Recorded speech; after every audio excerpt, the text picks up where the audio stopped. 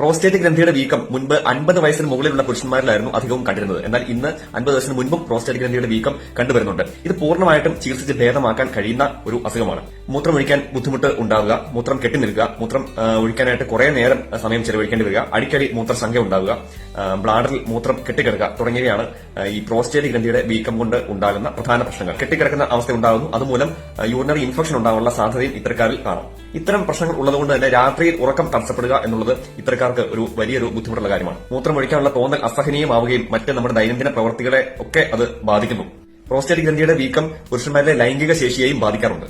ജീവിതശൈലിയിലെ ആരോഗ്യകരമായിട്ടുള്ള മാറ്റങ്ങൾ നമ്മൾ കുറച്ച് കൊണ്ടുവരികയാണെന്നുണ്ടെങ്കിൽ ഈ പ്രശ്നം വരാതെ നമുക്ക് തടയാനും സാധിക്കും. നല്ല ഭക്ഷണം കഴിക്കുക, പഴങ്ങൾ, പച്ചക്കറികൾ, വെള്ളം ധാരാളം കുടിക്കുക, മിതമായിട്ടുള്ള വ്യായാമം, ശരീരഭാരം നിയന്ത്രിക്കുക, മദ്യപാനം, പുകവലി, ടെൻഷൻ, മാനസികമായിട്ടുള്ള പിരിമുറുക്കം ഒക്കെ ഒഴിവാക്കുകയാണെന്നുണ്ടെങ്കിൽ ഈ ഒരു പ്രോസ്റ്റേറ്റ് ഗ്രന്ഥി വീക്കം നമുക്ക് ഒരു പരിധിവരെ തടയുവാനായിട്ട് സാധിക്കും.